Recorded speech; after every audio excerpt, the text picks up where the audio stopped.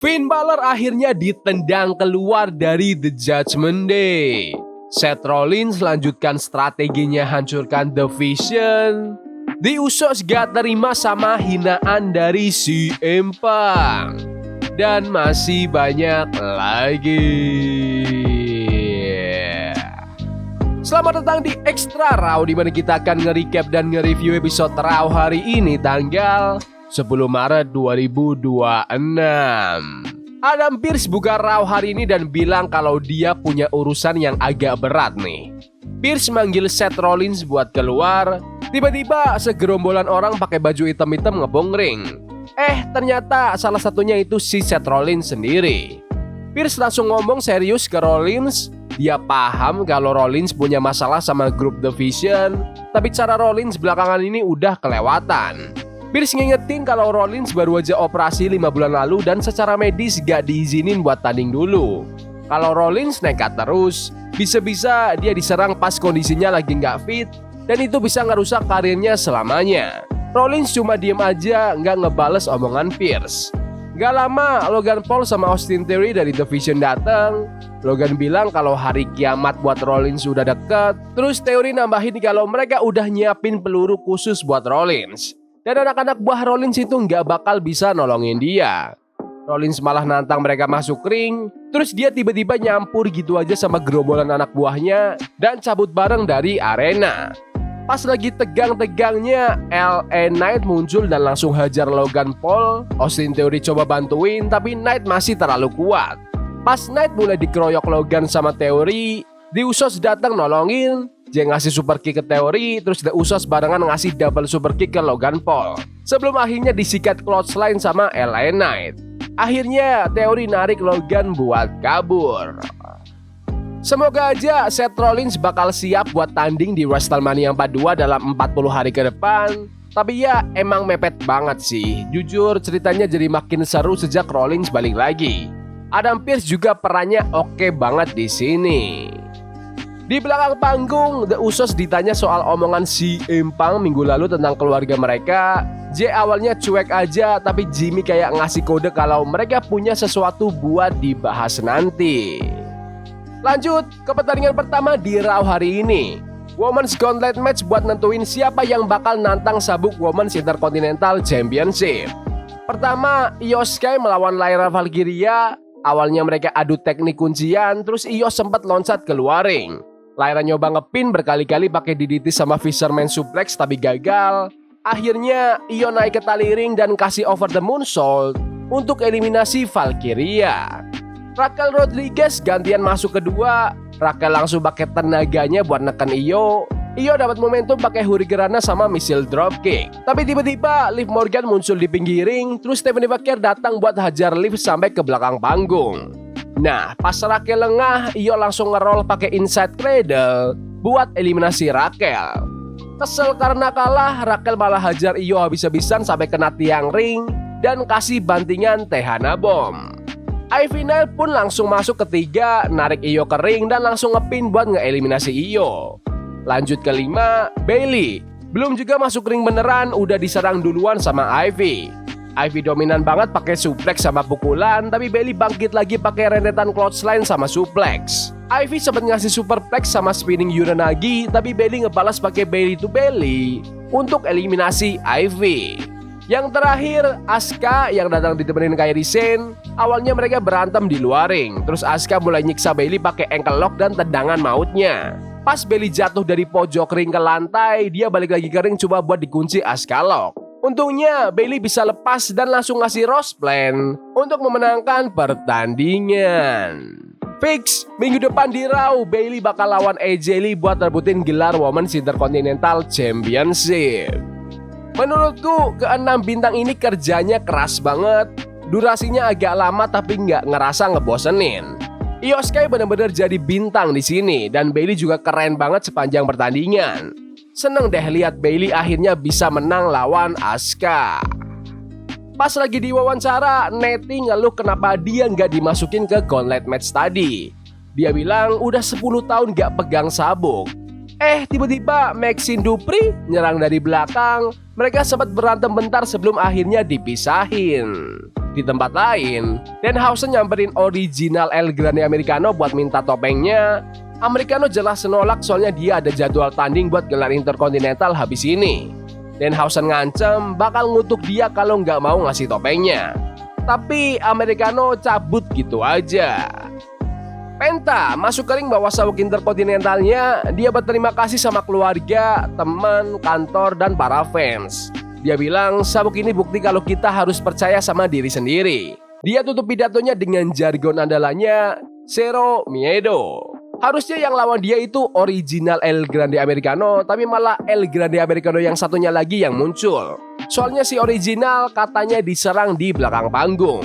Langsung masuk aja ke pertandingan perebutan gelar Intercontinental Championship antara Penta melawan El Grande Americano. Penta langsung gaspol pakai tendangan dan chop. El Grande ngebalas dengan nyerang tangan Penta. Penta nggak mau kalah, dia keluarin sling blade, handstand dropkick sampai loncat keluar ring. Si Grande sempat ngasih spine buster dan hampir menang. Dia juga sempat nge-counter destroyer jadi spinning slam. Tapi di akhir, Penta berhasil hajar pakai springboard Mexican Destroyer untuk memenangkan pertandingan.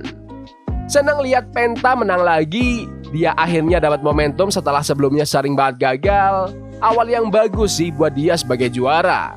Soalnya Penta emang pantas banget pegang sabuk itu. Ada video dari juara dunia wanita kita, Stephanie Verker. Dia bilang Liv Morgan itu tipikal orang yang cari jalan gampang buat dapat sabuk. Verker ngerasa dia lebih tahu potensi Liv daripada Liv sendiri. Dia janji di WrestleMania nanti dia bakal buktiin pengalamannya dan tetap jadi juara. Di belakang panggung, Liv Morgan dengerin itu bareng anak-anak The Judgment Day. Dominic Mysterio datang nanyain Finn Balor kemana. Jadi McDonough bilang gak lihat Finn seharian. Terus Dominic bilang dia mau ke ring buat beresin urusan ini.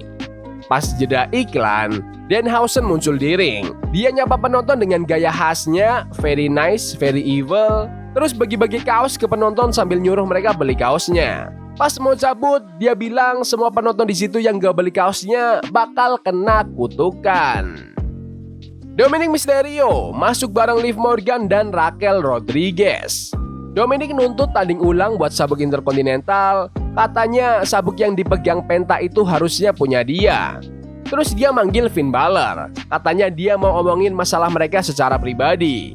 Tapi karena Finn ngilang terus, ya udah dia ngomong di depan umum aja. Finn Balor akhirnya muncul bareng Jerry McDonough. Dominic nanya, "Lu dari mana aja sih?" Finn jawab kalau dia lagi berusaha ngasih pelajaran ke Dominic. Biar apa-apanya tuh dilakuin sendiri. Dia bilang Judgment Day itu emang sebuah keluarga dan dia udah 2 tahun ini nyoba ngebimbing Dominic. Tapi akhirnya Finn sadar kalau omongan Rey Mysterio soal anaknya itu ternyata benar. Yaitu Dominic cuma bocah manja yang nggak tahu diri. Dominic emosi langsung dorong Finn, tapi Finn langsung balas pakai pele kick. Jadi McDonough sempat misahin, taunya jadi malah nge-clothesline Finn biar bisa dihajar Dominic. Liv sama Raquel juga ikutan ngeroyok Finn. Dominic sampai bawa palu kering buat mukul Finn. Udah gitu, Finn kena 619 dan frog splash. Jadi juga belum puas, dia ngehajar Finn pakai kursi berkali-kali. Terakhir, Dominic ngasih frog splash lagi ke atas kursi yang ditaruh di atas rusuk Finn. Wasit akhirnya datang buat nyetop aksi brutal itu. Anak-anak The Judgment Day berdiri tegak di ring sementara Finn terkapar nggak berdaya. Akhirnya, Finn Balor jadi babyface juga. Ceritanya dapat banget sih, bikin kita kasihan sama Finn. Tadinya aku pikir bakal ada urusan sabuk Intercontinental di sini, tapi kayaknya kita bakal lihat Dominic Mysterio versus Finn Balor di WrestleMania tanpa sabuk. Tapi nggak apa-apa sih, karena Finn jadi babyface itu udah langkah yang benar banget. Di belakang, Adam Pearce lagi kasih selamat ke Javon Evans atas performanya belakangan ini. Terus Kofi Kingston sama Grayson Waller juga nyamperin Javon. Kofi minta Grayson minggir bentar, terus dia minta maaf ke Javon soal kejadian-kejadian kemarin. Kofi bilang Javon ngingetin dia pas awal karir dia dulu. Kofi nawarin bantuan biar Javon punya tim yang benar. Tapi Javon nolak tawaran jabat tangannya.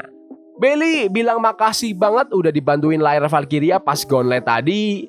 Lyra bilang Bayley harus jadi juara baru. Bayley bilang dia udah nggak sabar lawan AJ Lee minggu depan. Apalagi mereka itu aslinya temenan. Bailey juga bilang dia mau tanding lawan Lyra kalau dia udah dapat sabuknya nanti. Lanjut ke pertandingan antara Obafemi melawan Rusev. Rusev gak lama nyerang rusuk Oba pakai lutut terus ngasih match kaki, tapi Oba bales dengan ngelempar Rusev kayak nggak ada beban. Terakhir, Oba ngasih Fall from Grace sit out powerbomb ke Rusev untuk memenangkan pertandingan. Obafemi benar-benar kayak monster di sini, gila sih kekuatannya. Serangan keras dari Rusev aja kayak nggak berasa buat dia. Buat Rusev, kalau emang lagi nggak ada cerita besar, ya emang cocoknya jadi lawan buat bikin Oba kelihatan makin jago. Tontonan orang gede berantem yang asik lah pokoknya. Waktunya main event. CM Punk masuk ring dan ngebahas omongannya minggu lalu soal Roman Reigns.